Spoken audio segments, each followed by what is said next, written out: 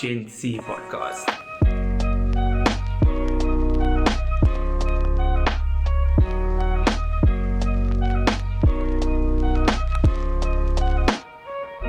Welcome to the GenC podcast. I'm your co-host, JP Jackson. To my far right is Mr. Rizaan Rose. And thank you very much for sending your suggestions. Please keep them coming to the mailbag. But today we have... Oh, hi. Yes, it's me, but also have someone else in the middle. So, in the middle we have Kelly Chandrapaul. The spelling of which is what it is. I'll see that later. But the pronunciation is Chandrapaul. So, Kelly, for the viewers, for the listeners, for all the aunties that's listening on Spotify, who is Kelly? Kelly is a performer. Okay. And a fitness instructor. And a dance teacher. Okay. That's the Now you actually like the main points. You know, we need one more for the multiple choice. Yeah. We need one more. Performer, fitness instructor, and what? What's the other one? Dance teacher. Dance teacher. We need one more. To fill out the multiple choice. I know you also as a stunt woman. Is that correct? Yes, which is part of my performing. Oh. Because dancing, acting, stunt work. Okay. So we like to sort of start off with, like, what was your upbringing like? Where did you go, like, to school and stuff like that? So you are a girl from the southern suburbs. Yes. From one of the parks. School Technically, it's like called the Cape Flats. So, I mean, we say southern suburbs, but that part is called the Grassy Park area. Called the Cape Flats, yeah. Okay. So, I went to school in Grassy Park. And then afterwards, I went to high school in Deep River. And then I went to study at the Waterfront Theatre School. So, went up the levels. Yeah. Moving postal codes. Going up. And then after that, I was lucky enough to go overseas for a few years and perform. Why does it seem like you're processing something there? No, you say you're hearing the words, but it's like you're not understanding. Nah, man, Waterfront Theatre School. Like, where's that? Is that we like on the way to it's the just silo? under the bridge. So it's where the City Lodge is? It's behind. Behind the City Lodge. For someone who It's like a lives weird body I color. must go all the time. Yes, I can see it. Can you? I can. Can Yes. you? Yes. Are you It used to be Isn't it blue like now. nice? It was blue, now it's orange. Okay. Yeah, like loud. So what made you decide to pursue the arts after school? Away. I've been dancing since I was about 3. And Were you one of those children that was always the center of attention? Like when the beat used to play, then you would be I the did the one Macarena, yeah. That was my dance, guys. We were in the restaurant and the Macarena, and the mummy would be like, "Oh, the Macarena!" And then I'd get up and I'd do my dance. And Oh, that is all-time fave. Do you know what? It's like a close silver medal is Michael Jackson dances. Every light he is Billie Jeaning it. We all trying to do the smooth like we all trying to. Okay. Yeah. So the reason why we ask is because we all we're not guilty feet, so we have rhythm. So we people of color, we dance it why? So why did you decide to sort of pursue that so it was actually interesting how it happened because I You're always. for the long story, I know. Oh, the long. I You want the longest story. The longest, the yeah. long story. Okay. And apparently we're very good at explaining how you make decisions. so if it's in the shower, let the people know. Well, I've always just been dancing, Yeah. through my school career, and actually an interesting story. There we go. That's so interesting. There we go. So we had when you have the concert, the little creches, the concert at the end of the year. So I saw people were singing, right? So they were giving the microphone and they were choosing specific kids. Now I'm watching. I'm like, okay, the people who are getting chosen are singing the loudest. They came to me. I sang the loudest. I got a solo. Oh, yeah. And then I said to my mommy, I'm singing, and she was like, oh, okay, but she didn't know I was singing alone, like at the microphone, you know. So then I danced throughout primary school and high school, and I don't know, I just always felt like I was going to study performing arts. Okay. But I was also intellectual. So coming from, my dad's Indian and my mom's Christian. But then coming from, you know, Indian people, they like, oh, you lawyers, doctors, accountants, like engineers. My dad wasn't fully supportive of me studying that. But my mom was like, let her do what she loves and then she'll thrive. So I was lucky enough. You firstly up to your mom. Like, that would be nice. Yeah. Let them do what they love, they will thrive. I think my dad only saw the benefits when I was straight out of college, went overseas, you know. But then I was lucky, and then I got to study what I loved, and I wanted to do singing, dancing, acting. So that's why I went to Waterfront, because certain colleges, you have to have one major. I had 3 majors. So... Did everything on a major. I don't know. I feel like I always knew that was what I wanted to do. I know that sounds like that cliche answer. People are like, oh, I don't know what I want to do. I only knew later on. But for me, I've always I used to go watch shows. My mom used to take me to theater. I used to watch Britney Spears, and I was like, I'm going to be there dancing. I just always knew I wanted to dance. And then I was like, okay, that's what I'm gonna go study. And I was lucky enough to do singing, dancing, and acting at Waterfront. And yeah, you have to be versatile in this industry for performing arts, especially in South Africa. I just think that's like so amazing, because when I grew up, it was very much discouraged. Just like you, like the parents they wanted you to go into something that had potential, that made sure that you were fine. Yeah. And that the fact that your mother said that do what she wants and she'll thrive, that's fantastic. I just want to say, when I came for the camera, I didn't come for you, mommy. Yeah. Let the record show. So myself and JP went to the same primary school, and that primary school was actually very successful in the choir and performances and stuff like that. Not me. Yeah. Zero creativity. What? But a lot of the obviously this is northern suburbs. So if I mention a school's name, just it's fine. So a lot of the kids got how can I say, they got scouted by the Stellenberg and the what's it, the Tigerberg, Stedford Choir and that. Anyway, so I did poetry and public speaking in primary school. And my mom was actually very disappointed that I didn't continue with that in high school. So my mommy is about that life, to be fair. And now I do poetry, and I guess I do public speaking. Yeah. I guess. Yeah. But okay.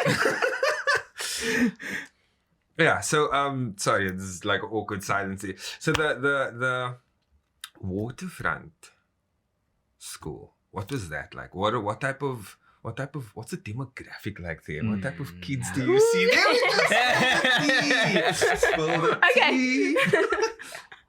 Okay, so in all honesty, rich white people go there. And it's an expensive college. It's incredibly expensive unless they choose you to get a bursary because you're really underprivileged.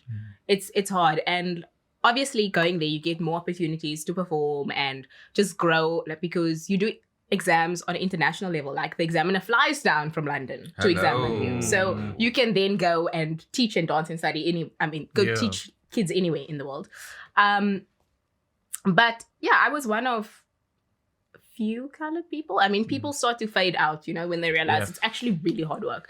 Unless you really committed, you don't make it to the 4th year. I was actually speaking to somebody the other day, and they were like, who was in your year at Waterfront? And I literally had to think so hard, apart from my group of friends who's still in the industry, because the industry, you can do well at college, be in all the shows, have the solos, get the highest mark, but being in the industry is not just about your talent. It's about, you actually need to have somewhat of a business mind and network with people as well. So at the Waterfront Theatre School, it was hard. I was at college Monday to Friday for my studies, after college teaching, and then Saturday whole day teaching for my study hours.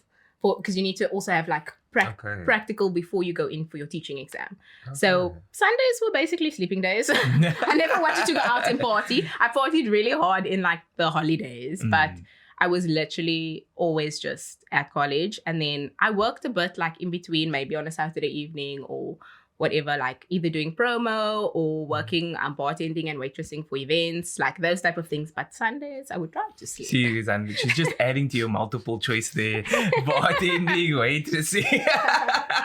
The list is getting just that bit longer. So the one thing I wanted to say, so we had Carly and Justine on, so they are producers. And they also like, Carly specifically focuses on the business side of the industry, basically. And Justine is, you can say, the talent. Both of them are very talented. So that when you say now you kind of need business savvy, business mind to make it in the industry. But I wanted to touch on, you said they did promo. That's actually how we met. Yes! So we obviously have to get into that.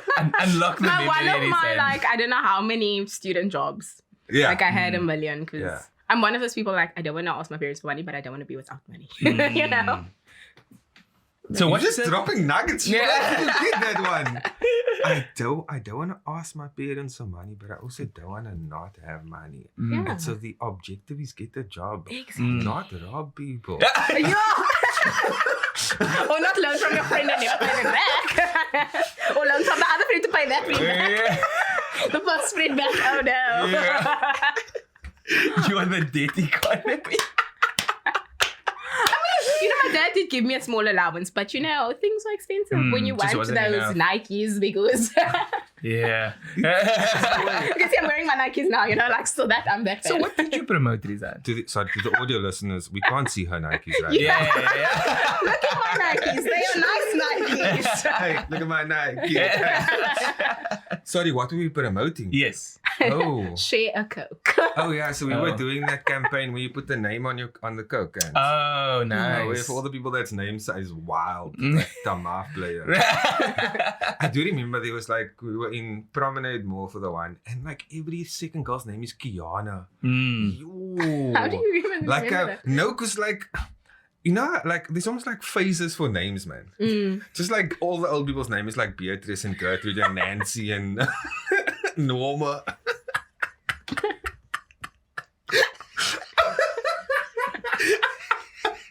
They were young at some point, man. So those names, Margaret, man, like that. Yeah. Now, like I can't imagine an old auntie Oma Kiana, man. It's gonna upset me if I live that long and just meet these old people named Kiana. Man. Like I'm just not ready for that conversation.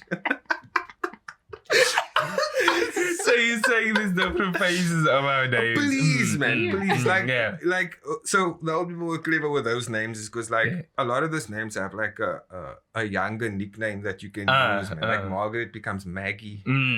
How does Bill become William though? Like No, I still don't William become Yeah. Bill. Oh yes. But Yeah. that ooh, That's what okay. I So I'm not British, but I think it has something to do with that rhyming style that they do. William, Will, Bill, Robert, Rob, Bob.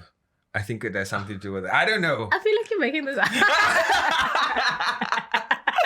Someone please explain how that. Because Harry yeah. becomes Hank is nuts. Charles becomes Chuck is mental. That's weird. But English people though, like they are interesting True. humans. The problem is True. English. Yeah. The problem. The problem is English. Like just okay. So two things, JP. Whenever you say an accounting term, I'm gonna need you to translate for us for the audio, because you just threw out the debt economy like it was nothing. No, but just, did you take business? You did. But did you take business in high school? Sorry. Yes. Oh, okay. Yes. Yeah. So the debt economy. The debt economy. For the definition is where the people use one source of income to pay another source of income, but it's actually not income. You're borrowing the one from the other one person and paying your debt by another person. That sounds like it what keeps rich you, people do. but it keeps you in the same state as you were before. But in order to qualify to have access to that, you need to earn a certain amount Yeah. to be able to lend from one and give to the other. but those that do not have access to that have lend from the wrong people Okay. Yeah. and then get 30%, 40% interest attached to that payment, which keeps you in the spiral of the debt economy. Is that why Home Choice keeps phoning me? Like, keep asking me if I like duvets. I'm like, no. I have to do my thing. Okay, so the formal request is in now. Please edit that one out loud. I don't want them to come. I don't want that smoke. Then the second thing, thank you, JP, I appreciate you. The second thing was, what did we promote? Yes, and so then getting into that. So why are we bringing it up? Because Kelly has a nice nickname for me. I feel like it sounds better if you explain the origin of the nickname than if I even forgot until you like mentioned it. I was like, why did I call you that? I remember, but why? I'm getting old, guys. Yeah. I have one grey hair, just so you know, somewhere. I don't know where my head is around it. She was like, one grey hair. I'm like, okay, one is enough. once you get the The one, one it's like- grey is like a replacement for my one lost wisdom tooth. So I still have wisdom. It just came out here. Wisdom in all sources. So I took this wisdom out and this wisdom. And I'm like, no, you still have wisdom. Okay, then I'll explain it. Okay, so the nickname was Mascot. Mm. Okay, which is wild. But it's Yet very appropriate.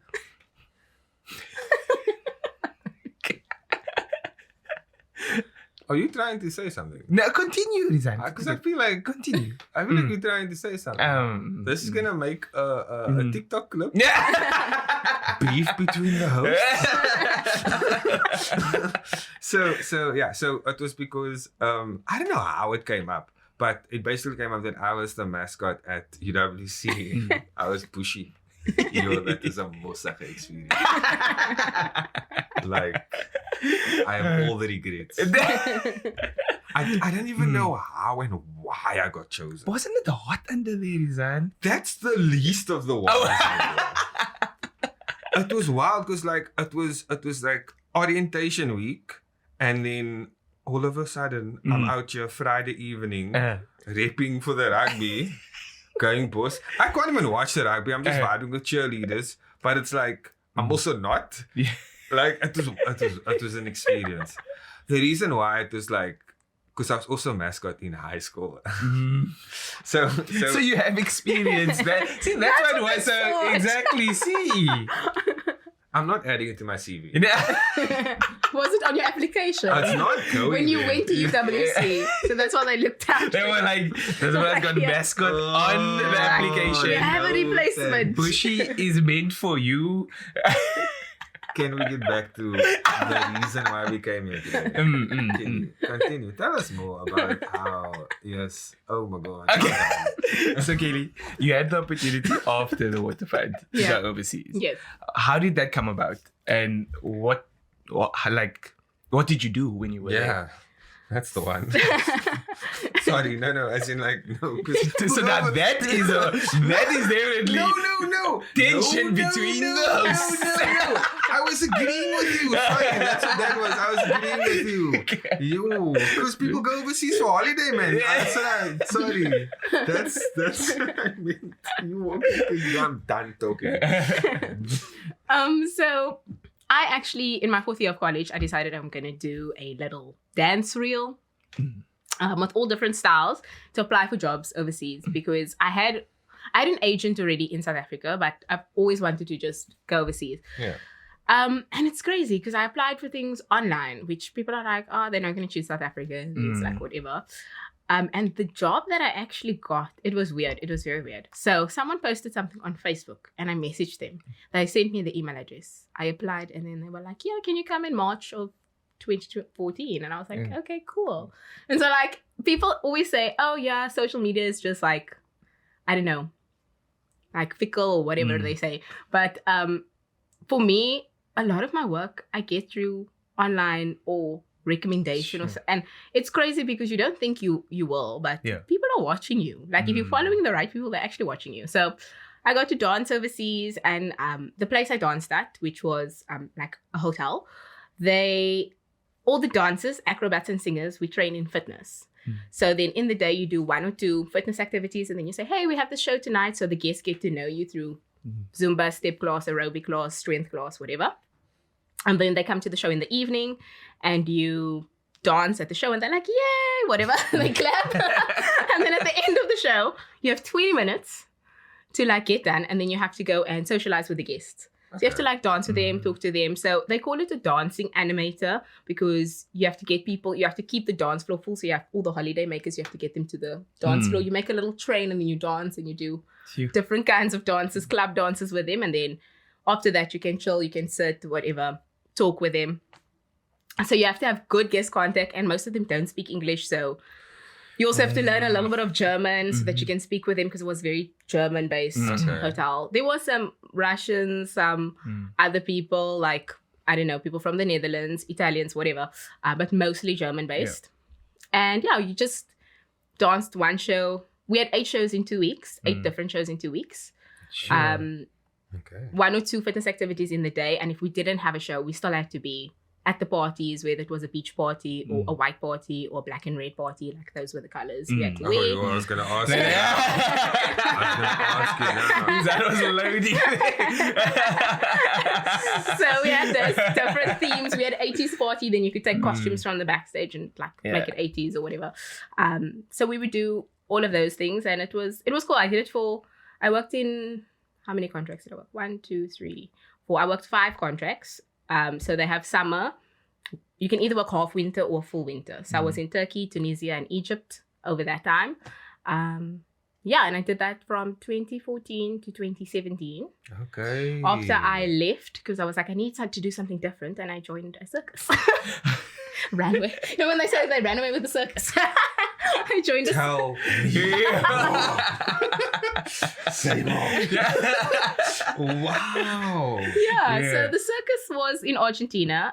It's South America's second biggest circus. So it's called Tiani Spectacular. And they are under Showtime Mexico, but they travel like Mexico, Argentina, Brazil, like all those areas. So I was on the Argentinian leg. And I was a showgirl. So my feathers and my glitter and my little like 2-piece outfit with all the glitter. You have to be fit for that. Like you can't just be walking there with not looking So lots of gym. And then how long did you do that for? So I was there for 7 months. Okay. I was supposed to be there for a year, but I only ended up staying for 7 months because of some other things. So yeah. But it was an experience because we moved cities quite often. And I didn't stay in a trailer because all the international girls, we got to stay in like hotels or little apartment hotels where there was like a kitchenette and stuff like that, and you shared with somebody. So yeah, we traveled quite a bit, and it was nice. Argentina is beautiful. Like, so actually, but the time I was there, South African currency was doing better than theirs. So actually things were a little bit more expensive there. But it was a nice time because I don't think I would have ever gone to South America other than that. So yeah, I got to travel and go see Argentina. And soon after I left, they went to Brazil. So there's actually quite a lot of similarities between South Africa and Argentina in terms of like they also do lots of braais. They don't call it a bride, but they have like that's how they get together. How do I know? What do they call it? I don't know. Don't bride for me. Sorry. It was there, man. It was there. I did go to one of those like traditional, let's say, brides. I don't know actually also what it's called now, but they walk around with these plates of meat. So they have like the salad bar, and you just can take things off there. Like whatever meat you want. And I tried cow intestines, which I was like, I'm sure this is not gonna taste nice. And it actually tastes nice. Like it's the first time I tried that, and I was like, this is interesting. Must be. Side step. I have 1,000 questions, but before I ask any, JP, do you first want to just save me from these questions? Oh no! Okay, let me get my last one in before you go full mod TV. I actually want to know in terms of that trip to South America.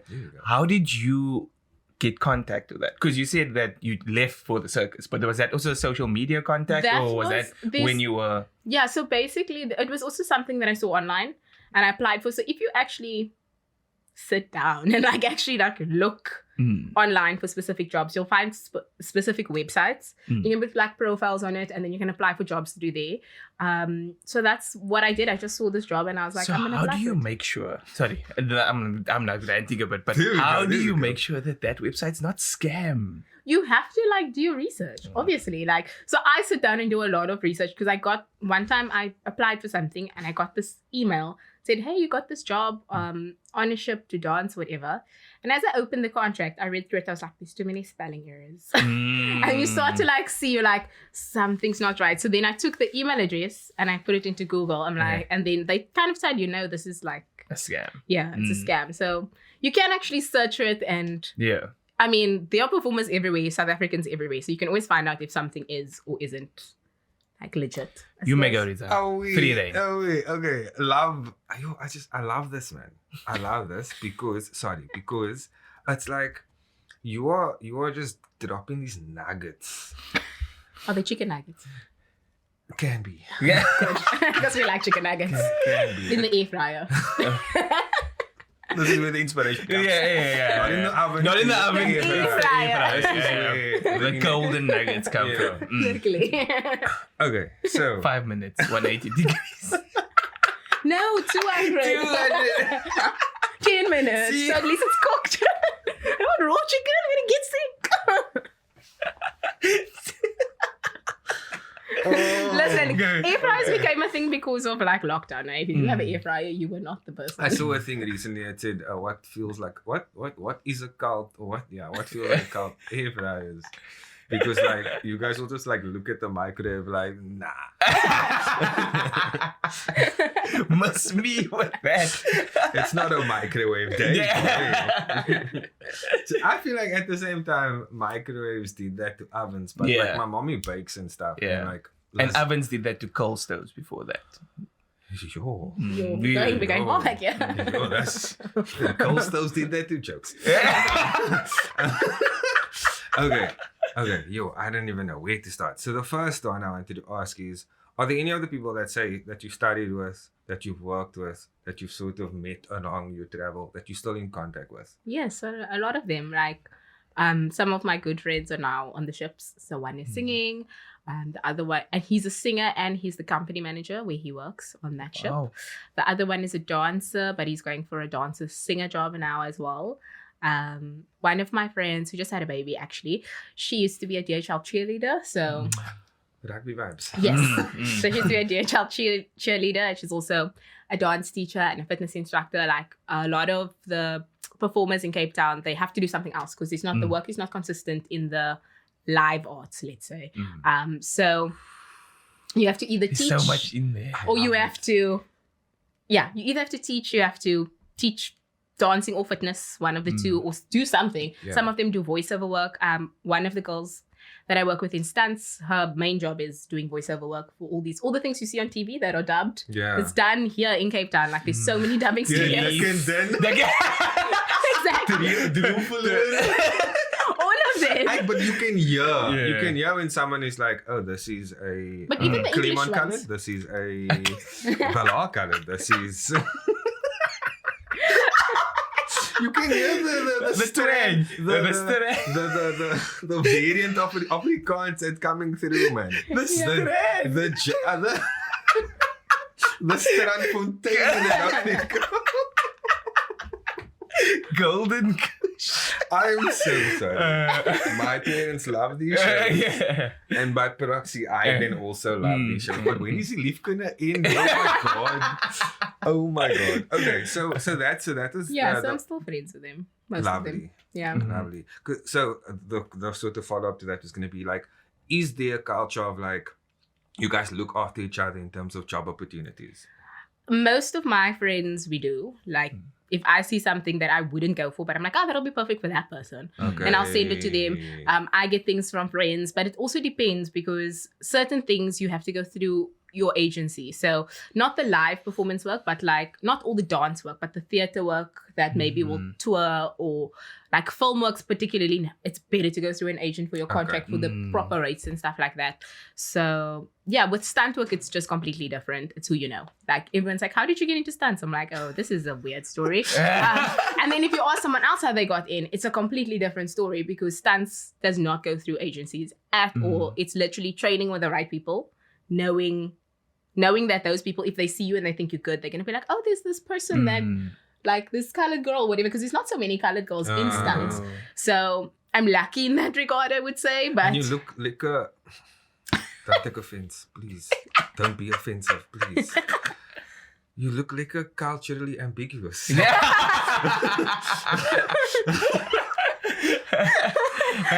I get to work like with so many different people. I'm like, how do I fit in here? It's like, it's very weird. Yeah, okay. So that was a compliment. Okay, I'm just gonna say what my mommy once said. My mommy once said, you can stand with the white people and look similar, you can stand with the colored people and look similar, and with the Indians. And I was like, huh, mommy? And then when I look at the jobs they get, I'm like, that's actually true. I can kind of blend, like whether my hair's straight or curly, and kind of blend. I mean, I don't know if you've heard of that movie, The Woman King. Yes, please. So I was stunts on that for a little bit.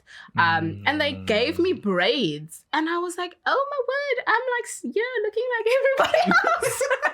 Because I'm not that dark skinned. Yes. So where was that shot? in Cape Town. So a part of it was shot in KZN. Part of it was shot in Cape Town. I think I speak under correction because I wasn't long on that shoot. They had to go to Ghana or something else as well. Okay. But I wasn't on it from the beginning. I came on for a few days at the end and then went on to something else. So. Are you a big movie person? Like, do you like to go watch movies since you like theater more? Interestingly enough, I haven't even watched The Woman King. It's like, I saw your name in the credits. I'm like, oh, I didn't. Yeah. It's literally my time. Like, I don't. Maybe I will go watch it in December, but calmer in December and it's festive time. But I haven't even gone to watch that yet. And so most times I would prefer to go to a theater show because then I know I actually will book to go and see that. And it sounds weird, but I actually prefer to go to theater because then I feel like I'm supporting Yes. theater. Yes. Like I'm So, and especially if it's like something like the Zip Zap Circus who's fully funded, so you like end up supporting them because they just have sponsors. The kids don't pay to go there, or like something small where they are struggling. And some of the international stuff that comes here, tickets are extremely expensive, and then you just think I can support a local show and actually like support those smaller projects. So I prefer to do that. Yeah. Oof, okay, so the one question was, sorry, this is wild. The question is, how do you be good at stunts? Okay,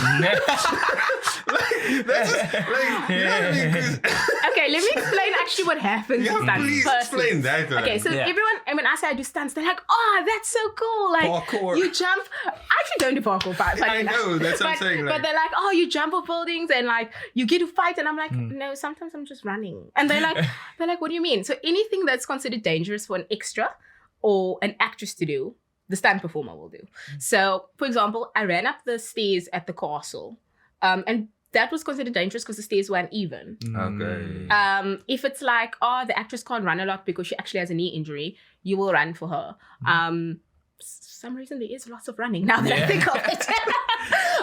Sometimes it can be something as basic as, I will call it crowd control. So if there's like 100 extras, and it's kind of like, say it's a protest and a march and you have to bang against the stunt guys who are being soldiers, we would stand in front so that we can feel like kind of push back, that they don't push completely forward and cause chaos on set and stuff like that. So sometimes we do like a crowd control thing with the extras and we get paid to do that. Like sometimes I'm on set as a double and I don't do anything because I'm there in case the actress needs. And sometimes the actress does everything herself, or they're not shooting side, they're not shooting back, they're shooting in front. So they can't use me because I don't fully look like her. I look like her from the side, lots of wigs.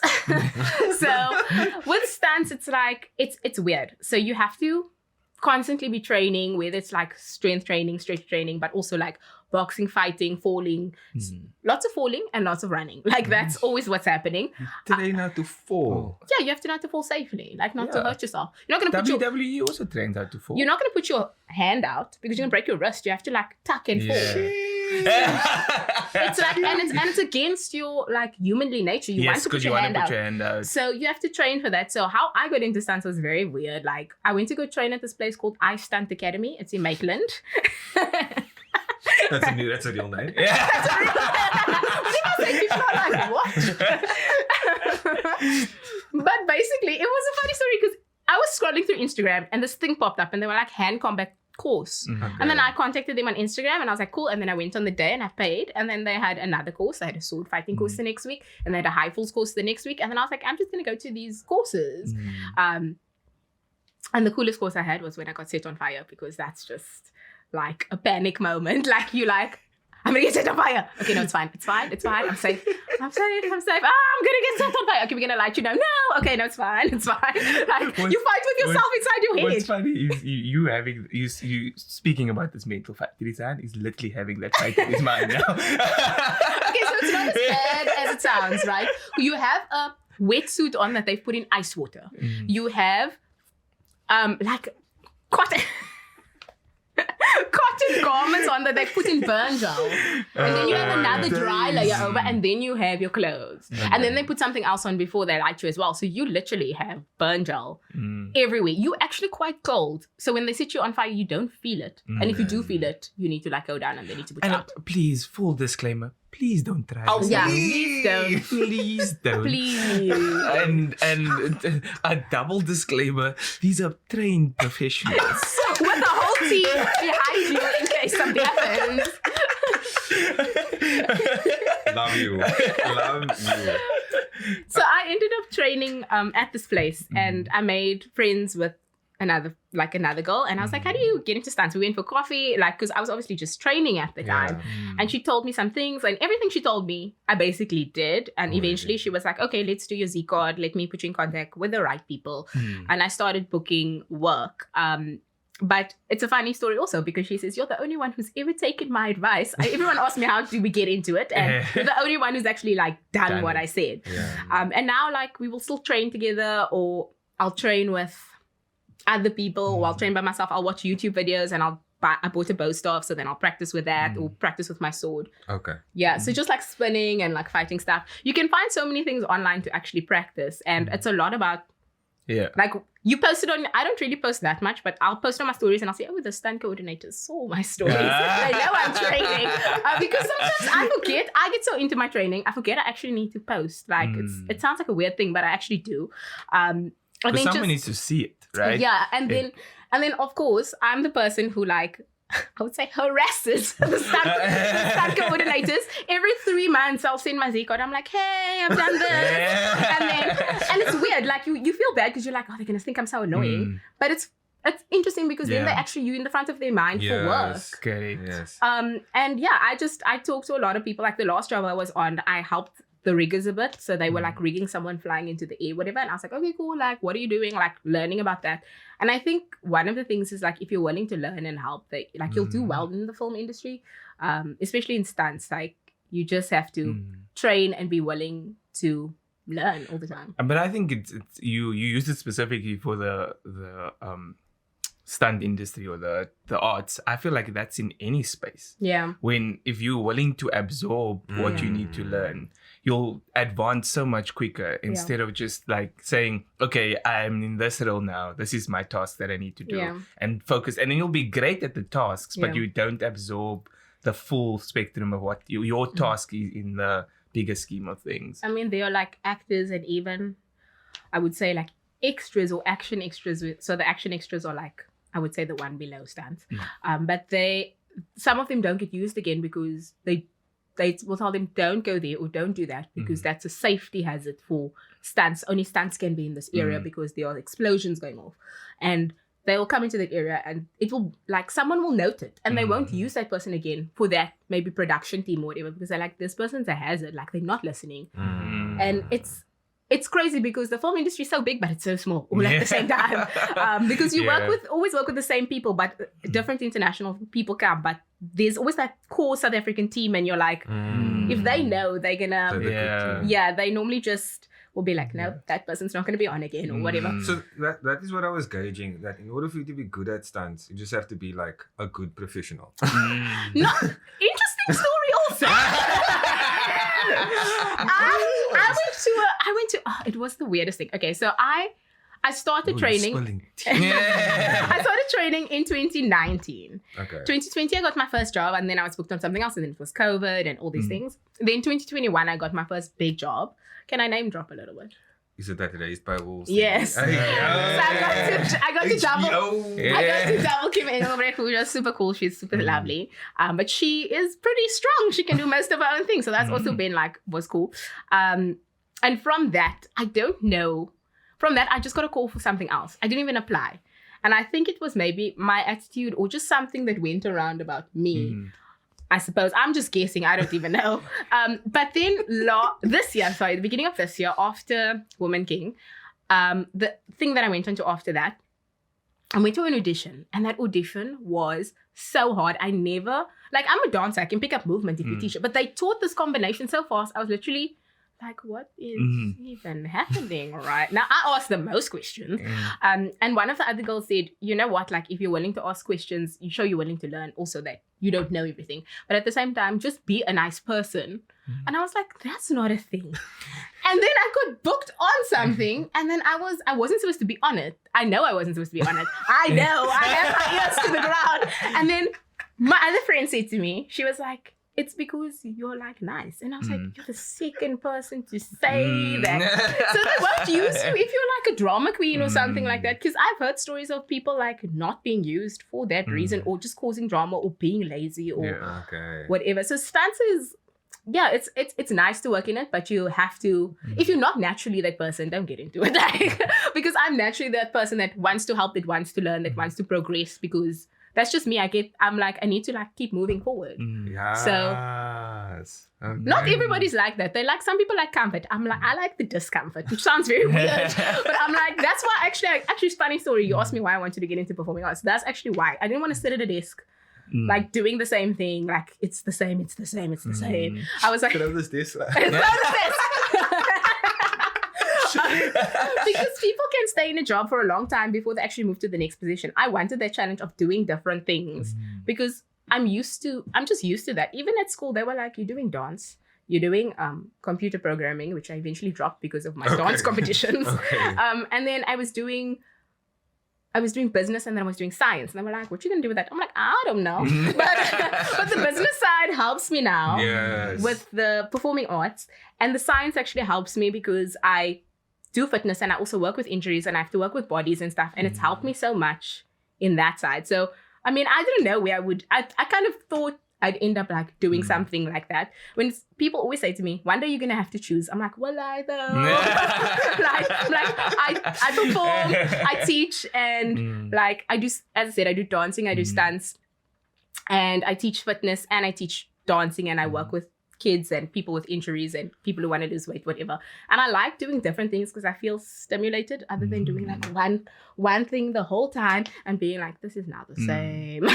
But it's also like, it's great that you're so in tune with that's what you want. Yeah. Because there are lots of people that would prefer they need routine. They need routine. It's a lot easier for them to get through everything. Because like some people might hear what you're saying and say like, when do you sleep? Like, but yet you are enjoying it. Yeah. And I think that is the important part. Yeah. As long as you are into it, that's all that matters. I mean, I spoke at a school in Mitchell's-Plain at a career day, and it was called career speed dating. So the kids come to each table for 10 minutes. That's so good. Rizaan taking notes. Career speed and dating? Yeah. They came to...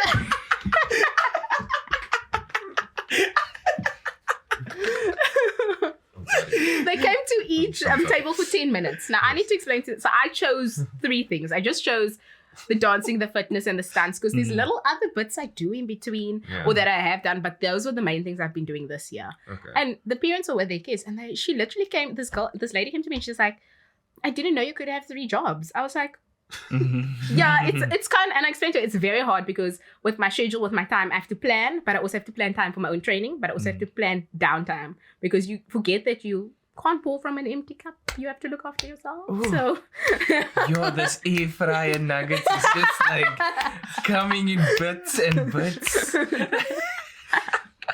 I want to know, and I feel like this is maybe a challenging question. What? Because you are you ambitious?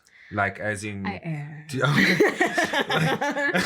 Like it's never enough. You reach there and it's like it's never enough. Like, okay, because you do Yeah. come across as someone who's willing to try the pies, put the fingers in the Yeah. pies. I'm breaking that analogy wrong, but it's fine. Put the pie in the air fryer. It's just, it gets creepy because you're like moving your fingers like in the pie. So because obviously you're now in the film, in the dance, but do you have any like ambitions to like, I don't know, maybe set up your own performance school or performance house or your own agency training, whatever? Like, am I just giving you all the things? No. All of the Like above? I've always wanted to like have a school. I enjoy. I love teaching kids. Sometimes they make me crazy, but I love them. Because it's harder working with kids than with adults. But I don't know. You know that you have your little things. I have a book. And I always write down things that I think that I want to do in the Okay. future. Yeah. Because all the things I've written down that when I was younger, I used to watch Jackie Chan. I was like, I want to do that. And I'm now doing stunts. Like, that's so weird. Like, how did this even happen? So I write down these things, or I will see things on Passed TV. the spell. Yeah. So I'm like, I did those things. Now I need to. And I have this like thing, like maybe I'd want to school, but I don't know in what capacity. Because I feel like if I start something, it needs to have like a purpose. Okay. So like now training people, the clients that I take on, my personal training clients, for me specifically, like there are people that I drop because they are not the type of person I want to train. And that sounds very weird, but it's like, if you're going to come to your session the next morning, you know that you asked me for a 6:30 in the morning slot. And you come the next morning hungover, dehydrated, tired, and you want me to train you. How are you going to get stronger or lose weight? Like you're not on we're not on the same page. Yeah. I mean, I'm going to mention this now. I just had a lady now, like in 5 weeks, she didn't lose any weight, but she lost so much centimeters on her waist. She lost about 6 centimeters on her waist. And that's literally because she's dedicated. And I like teaching those people who want to learn, who want to be better. So that's why if I ever had a performing school, there would have to be a purpose for it. I specifically think I'd probably work with colored kids, because there's this thing in the colored community of like, you have to fight for what you want and then just fight. And I'm like, no, you actually need to work. Like you need to work for it, because I come from, like my mom was a single parent. I come from a colored household, lived in Grassy Park. Like I made it because I worked, and I worked very hard. So people are like, oh, you make it look so easy. I'm like, no, the sleepless nights. Like you don't know. And like everyone thinks you just got there. Like you were lucky. Like, no, it's years of hard work and learning and talking to people and all those things. So if I could work with colored kids specifically, that would be good, because I think you need to change that in the colored community, because you see other people going up and they're like, why are those people getting it? Why are those people getting it? It's like, because you're just waiting. You're not working. So for me, that's like a very important thing. I now work with some kids at a children's home, and they are kids who've been either just, I don't know, left or whatever, like they're refugee kids. And when I started there about a year and a half ago, they were in such a difficult, I could see they were in a difficult place. And I literally went, I'm not here to like teach you anything else, but that hard work and discipline is going to get you further in life. And when I see the kids who've been with me for this whole 1.5 years and how far they've come, and like we do an end of term showcase every term, like even the lady who owns or runs the children's home said to me, the kids are like completely different. And I was like, that's because I'm not taking excuses, because they do have their therapy sessions and their things they need to work through, but I'm not there for that. I'm there to show them if you push yourself like beyond what is comfortable, you're going to get further. So if I had a school, that's what I probably have like a purpose for it. It's so, it's so good. That was so good. I want to cut this whole thing and just like marinate. Just marinate. Yeah, because I mean, my wife and I, we reflect a lot, and like, especially in this season of our lives, we're always like thinking about, we actually so fortunate that we're living a life that we prayed 4 years ago. And we sometimes forget that was something we wanted. Yeah. And now you're sitting in it and you're like, wow. Yeah, no. I also think that because I'm 31, I'm not where I'm supposed to be. Like, this is not where I thought I would be when I was 31. I thought it would be doing this and this. And then you think about it and you're like, oh, snap. Like, I got to perform overseas. That's something I want to do. I wanted to be a showgirl. I got to do that at a circus. I wanted to start doing stunts. I wanted to start training people individually. I wanted to work with kids from disadvantaged backgrounds. I'm actually doing a lot of what I wanted to do. And then when you look at it, you're like, like it all came together, not in the way I envisioned, but it came together.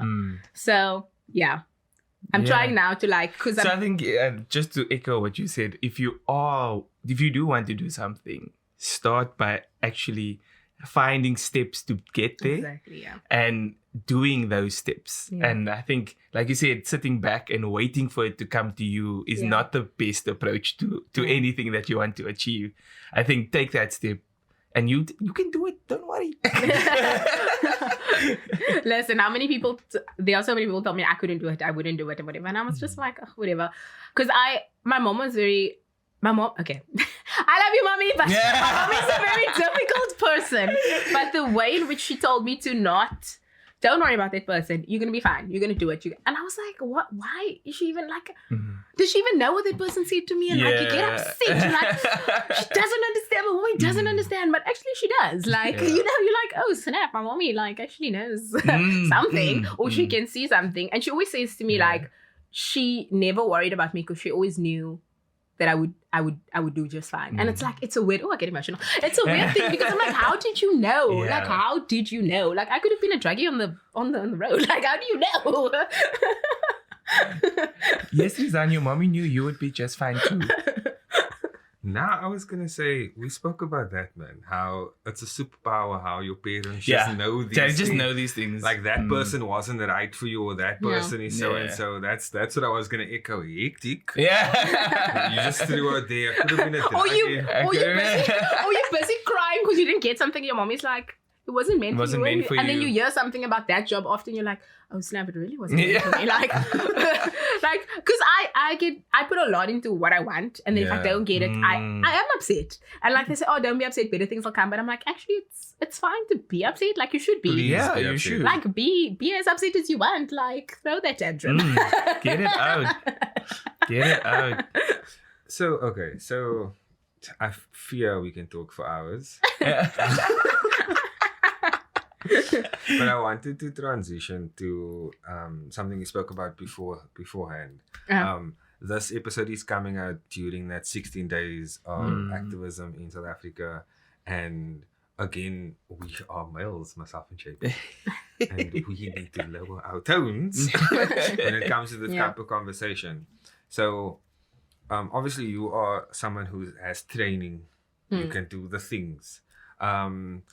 Firstly, this particular period, the 16 days of activism, are you going to be participating in anything? Do you have anything coming up, or is there anything you want to see from our, communities and country with regard to that? That's the first question. And the second question is, you said that you're going to prepare or just keep some advice for women just out there, some safety tips. Oh yeah, okay. So I don't have anything prepared, but I do want to mention something that I did actually before COVID, which was a show that was based around that. It was called She Didn't Say It With Her Words. We just performed physical theatre and dance. And the whole show was about how women felt like they didn't have a voice to say, voice their fears. So we had one guy and he was just doing all the poetry of the show, speaking all of that. And I think what I would like to see is that women actually voice their opinions about how they feel, because I feel like they voice it within the female community, but they don't voice it outside of that. So it's oh, this person did this thing and it made me feel uncomfortable. And then it's you should actually go tell that guy or tell that person that, because it's important for people to know your boundaries, and you shouldn't feel bad to put those boundaries in place, because at the end of the day, you are only responsible for you, But I would just like to see less. I mean, our government needs to step up. Because I don't know if you saw the post. So I don't know if you know Siv. He's quite a famous actor. Yes. He posted something about a 12-year-old girl. Yeah, and how is this not priority? I don't understand how this is not a priority at all. Yeah. Especially I mean, not to say it doesn't matter that it happens to women, but kids are so innocent and so young. Yeah. And I feel like when stuff even happens to them within their like families or friends circle, whatever, they don't even feel like they have a voice. So it comes from above, seeing that my mom is actually voicing this. I can say that this person makes me feel uncomfortable. These are things like you actually need to have conversations with kids about consent. And yeah, because I au paired. I mean, during COVID, I worked with a lot. What? I au paired. Au paired. Yes. Okay. So during No man, she speaks so fast that I didn't hear the word, man. Oh. Sorry. Sorry. So We're like, au pair? So I au paired Whatever. for a family. During COVID, because of working with kids, I actually, there was no performing work. I had to go do something else. And this particular mom would always say to her son, do you want to give them a high five or a hug? And I thought that was so good because, yes, even though it's a boy, Yeah. you still need to teach them that if you don't want to do something, it's actually fine, Lovely. Then with safety tips. Okay, Let me give you an intro. Welcome to the GenC Safety Tips. This is for you and anybody who is in need. In the festive period, things are gonna be wild, and you need to be safe. Take it away, Kelly. So there's no right way or wrong way. Here we go. This is the problem. Like people are like, oh, I went to this karate set up seminar. some scenarios for us. Yeah. Okay, not that I have anything against karate. Like, it can be Brazilian Jiu-Jitsu. I went to a Taekwondo thing and they did a women's safety thing. And I'm like, yeah, but that's one thing. Like, that's their opinion. And then karate has a different opinion. And then Krav Maga has a different opinion of what you can use. Like, I feel like if you're in the moment, if whether there's 1%, 2 people, like whoever's attacking you, you need to also use your instinct because that's probably going to be the right thing to do. Because people freeze or they, I don't know. Yeah. They just don't know what, like they go blank. Yeah. So obviously doing this, I'm not saying don't do these courses. Like they do give you some form of confidence of, I kind of know what to do. Yeah. But don't think it's the be all and the end all. Like that is not, like, I mean, I have, sounds really weird. I have a taser and this taser is also a torch. And the reason I got that one was because I was like, okay, this thing, I can hit someone with this thing because it's like, it can be a weapon, but I can also tase them if they're too close. So I can use it as both. But what I normally see is, and I see it a lot because I'm super hyper vigilant, like, because of living in I've lived overseas. I would walk from the bar home. Everyone's still saying, I'm like, I don't want to stay 2 o'clock in the, a 5-minute walk, 2 o'clock in the morning, and like nothing would happen to me. But being in South Africa, you almost feel like you need to be hyper vigilant. Yeah. So I would walk from the mall to the parking lot, and I'd see a woman with her kid on her phone walking to the car, and you're like, anybody can grab your kid, anybody can grab you. Like, you're in such a vulnerable place, and parking lots are not safe. Like, if you're by yourself, it's not okay, and you have a kid. Like, how are you on your phone and not paying attention to your surroundings? Like, it blows my mind that you live in South Africa and you don't actually think that you need to be vigilant in a parking lot as a female with only your kid. Yeah. So, like, those things of just being vigilant and mindful, like, you don't need your face in your phone the whole time. Like, like, especially with kids and stuff. And just, like, also, like, if something happens that you also need to educate your kid as well. Because not just run away or something. One thing I learned, actually, with doing a Krav Maga course, they say to us that most people, something happens to them by the car, they try to, like, run out. And actually, your car is actually your safety bubble. You should try not to leave your car. So that's something that I learned. And I was like, oh, I didn't actually think of that. Like, that's actually protecting you. Because it's difficult for someone to grab you and stuff like that. You need strong lat muscles. But there's so many things, like... I'm sorry, man. I'm very sorry. Lat muscle. Like you would. Yeah.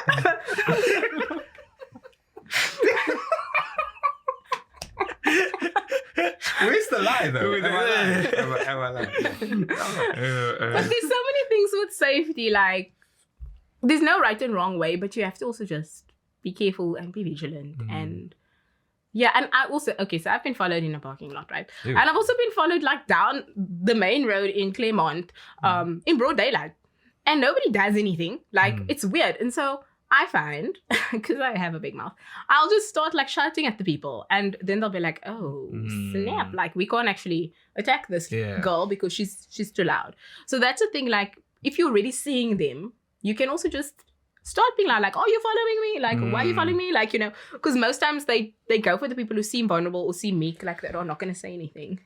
Yes. And so there's this I was watching something where they was interviewing a prisoner or whatever, and he says he goes for the people that are polite. Yes. That if he bumps into someone and they apologize, that's a target. Yeah. And I was like, why are we living in a world? And you think these people are not clever. They are some of the cleverest people in the world. Like they watch like human behavior. It's very easy to like analyze someone. Yeah. So I like watching a lot of crime things, or where they say like they've killed someone and they're solving a murder, or also that they're interviewing prisoners or rapists or something like that. And they always say that they can see like how the person is if they can overpower you. Yeah. And it's not to say like you need to be this loud, like dominant person, but you need to know like, okay, I'm in a unsafe. And a lot of these women who have been, I don't want to say like targeted, but some of them who survived, and you hear these stories, they're like, I had a funny feeling before. It's like, you have that funny feeling for a reason. And like you know when something's gonna happen. Like I also, when I was walking somewhere, I just felt something strange, and I turned around and I was like, this guy was in the mall. He was there. He's following me. And and then I turned around and I like was going into the parking lot, and I started shouting at him, and he bolted like the other way. Like he was like, oh, like this girl. I can't be following this girl. And so in that regard, like I feel like we know, like I don't want to say it's, I feel like males also have intuition, but I feel like females are stronger. Trust the gut. You know when something's funny. Even when you go on the date, like this person is a bit dodgy. You do know. But you want to give people the benefit of the doubt. You want to override it, but don't. This is the last thing I'll say on this. Because of where we are physically in South Africa, we can't give benefit of the doubt. We just have to trust the gut. We have to, even if you're gonna look funny, better safe than sorry. In this country, better safe than sorry. Until something changes systemically. Basma. I mean, we're still waiting for these courts that we marched for that are specific for rape. Yeah, I was at that march, guys. And we're still waiting. It's upsetting. Yeah. So as Rizaan regroups himself, today's game. Oh, okay. Moving on to scenario-based games. Here we go. We're gonna move on to B block for the audio listeners. to get Rizaan back.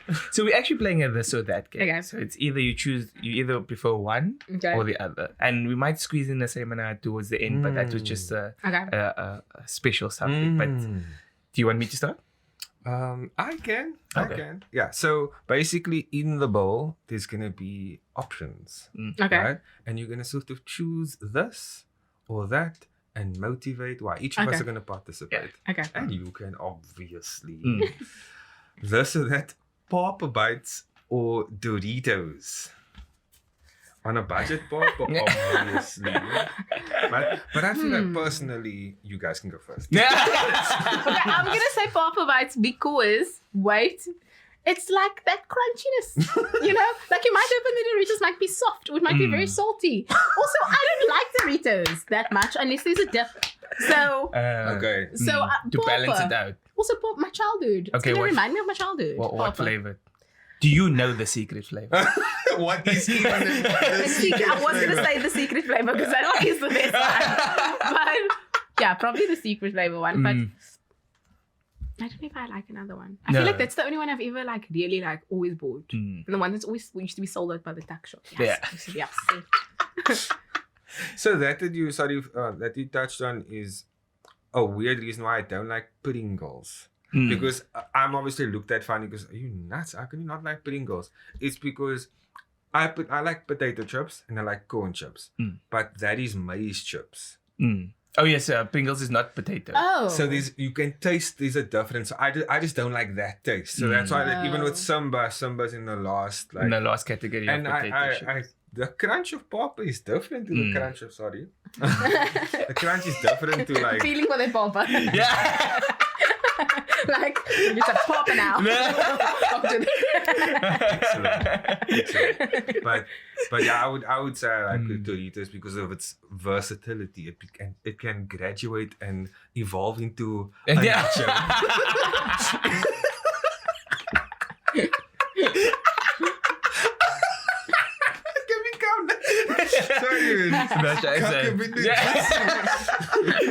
And I think to close it off, I think my decision. The tiebreaker. Let's see. I would go. Going back to what I would prefer. It's Papa.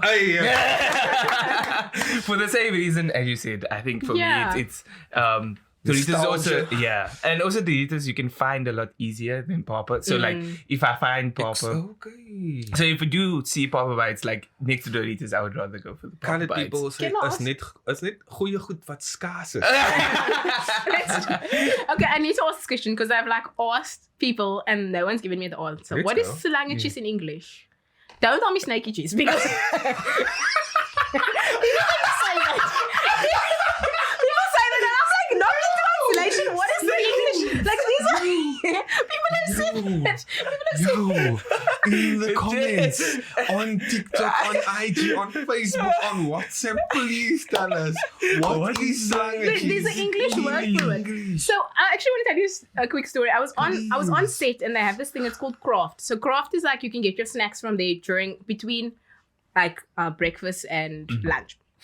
So I was like, I said to the man like, oh, I want the slange cheese. So he gives it to me. So this girl says to me, what's slange cheese? While he's like getting it, and I'm like. Then I showed her. Then she's like, oh. But then she looked at me very confused. And I was like, I don't know the English name. I don't. And then I realized I really don't know that. I've never heard. Like, I know there is one. I don't. Actually, I'm not even going to pretend. But it's like, there must be a name for it in English.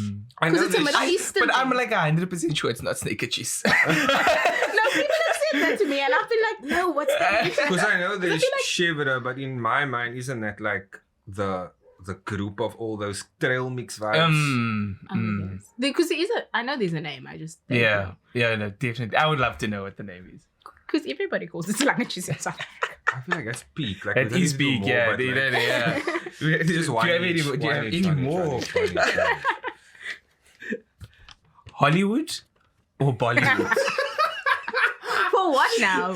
Like whatever. Like which do you prefer? This is this.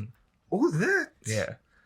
And I know a whole demographic that is Gucci Gabi Gam.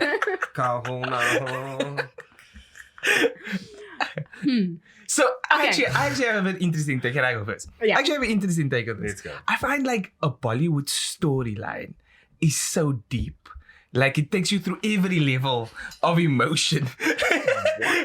But in terms of like theater and like action, Hollywood just is like supreme spectacle. So it like for me, I would like the spectacle, but the storyline of Bollywood does have an element. So I still choose Hollywood, but I do understand. You know that a lot of South African colored stunt performers go to India for doing the stunt jobs. A lot of them. So like that's super. Like sometimes you try to like watch an Indian movie and like South Africans. So, okay. My dad's Indian. So now I like Indian food. I like strong stuff. Then I do like Hollywood movies. So like, I can't choose because I watch obviously Hollywood movies for the action. I also like Indian movies, but I don't watch it as often. But I like Indian food. You can do Indian food. I also like sweetmeats. Have you had sweetmeats? They're like these things made from condensed milk. Trying to figure out if I like it, man. And murku. Burfi vibes. Have you had murku? We're not that Indian. I like Indian food, but can I have both? Can I have both? Do I have to choose one? Okay. You can have both. As the guest, I think but Rizaan, you need to choose one. No, I'm definitely a Hollywood because I just found the Hollywood movies way too dramatic for me. Especially the camera panning. Yeah. Don't you like the dancing? The guys can dance very well. It does mood. Like, I'm not going to say that's what I'm saying. It's crap. The storyline is deep. I think personally. Yeah. Personally. True. Do you know it's an honorable mention those Nollywood or African movies, that is even more dramatic. That is wildly dramatic. Okay. Can you give us one? Just And please bear in mind, some of this Rizaan wrote.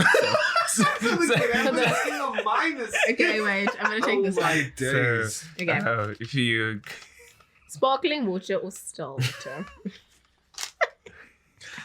what is it? Depends on the situation, guys. Like sparkling water is apparently good if you have diarrhea. You heard it here first. GenC safe.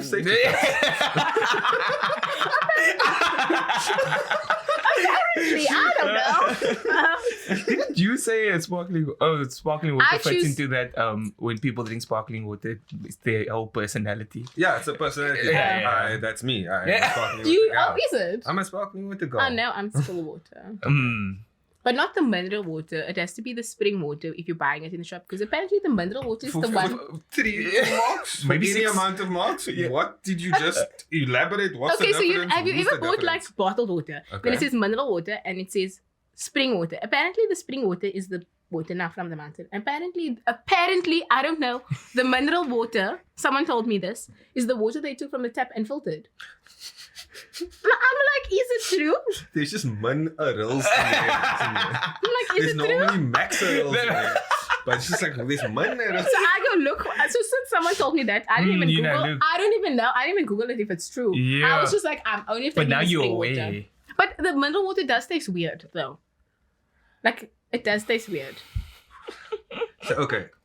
That's why I'm sure I speak Only with by JP. one brand. I'm sure I speak with JP that it's the same thing. It's not the same thing. But, Do you no. no, sorry. Have you ever drank water like from the taps in town?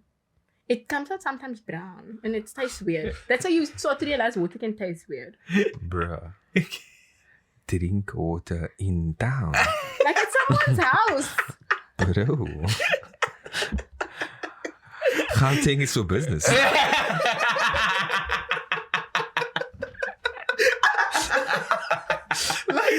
So what I want to say is that I actually like, so that reverse osmosis water, that's like, look at us. Okay, so that water that you get at the bottle, the people that refill. Yeah. Okay. Yes. So some of them put like 12 steps to happiness there in the background. You see, like this thing went through gold processing, nano filtering. That water, that's fine. Like you can see that water went to private school, good tuition, both parents are alive, and it came to the bottle. But I do feel like just like tap water that is filtered is a different experience.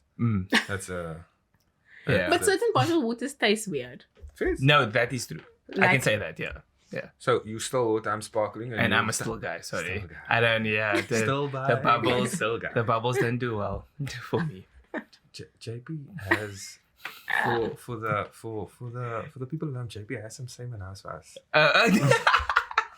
No, so there's a movie saver now that Okay. I had just for considering your experience in the industry. And so Actually, wait, sorry. The same now segment it's a series of hypothetical questions. yes. As colored people, we don't say hypothetically, we say same now. No? So that is Yeah. And JP must say, because Thank JP you. says it the best. So say now, you in a movie theater, Okay. right? And you sit down. Which armrest is yours? The right one. Is it the right one? No way! Like why? It's the Why other do you? person's left, but it's my right. Yes. So are we just saying that every right person will pick the right side, or are you like, what if you left-handed? You want to put your left arm. So it might depend on the cinema, because we were in the cinema recently and we had to take the left one. But is it like displayed? Like No, do you, it's not. Like, What if you would close your arms out? Then What the established dominance? Put your legs over it. so, I don't really actually put my arms out because I'm busy eating my popcorn. Fairs. And also, So then doesn't you most people, allowing- like most people are right-handed, so they would put their drink that side. So anyway, you would. there's also a cup holder. So the cup. That's what I'm. So the cup holder is part of the arm. So that's. So you're saying name and surname. Yes. So is it consistently? It has to be the right. Yo, can someone that works for Sterkinico or Metri like just some theater, sorry, cinema etiquette, because that's actually a good question. Yeah. Yo, which arm? But if someone else's arm is out, then you just must not put it on the other. Unless they both have the, and then you're like awkward. You get those people that are stiflers for rules, man. You know, right of way, they're driving on the right side of the way. It's not who was first on the road, it's who was right of way. So maybe this cinema right of way, I think so. Yeah, so please let us know what is the right one to do. And I think the second one, I can't leave without putting in the second one. I think since you have so much star power and King Engelbrecht, we're very proud of you. Keep doing what you're doing. But this is again a flip on whatever. So say now, you could have the stars represent a planet. Which one of these three would win? Freddie Mercury becomes a planet. Venus Williams. Or Bruno Mars. Freddie Mercury. Which of the three do you think best represents the planet though? Best represents the planet, yeah. Whoa. Poetic. That's a different question. Oh yeah, wait, hold on. That's a different question. Okay, sorry. Because I feel like who would be like a cool planet? Okay. Freddie's Mercury, Bruno's Mars, and What's the last one? Venus Williams. Venus. Doesn't work. Williams doesn't. If this was if Mary Kill, I would drop Venus Williams. That would be killed. Like no offense. But Bruno Mars sounds like a vibe, and Freddie Mercury sounds like the vibe. Like Mercury is closest to the sun, so I feel like Freddie Mercury was like fire on the stage. I went to go watch his tribute show. It was a full South African cast. Oh, wow. But it was an international show, and it was amazing. Good. Yeah. Those songs. I'm going with Freddie Mercury. I also think Freddie's the one that best. I'm just thinking. So like, you just want to slip Bruno Mars there to Bruno Mars. Yeah. When he gave us finesse, man, you can't feel other than to drop in finesse. You know. Dripping in finesse. Like that dance move that he did there. And 24 carats. You can make a salad.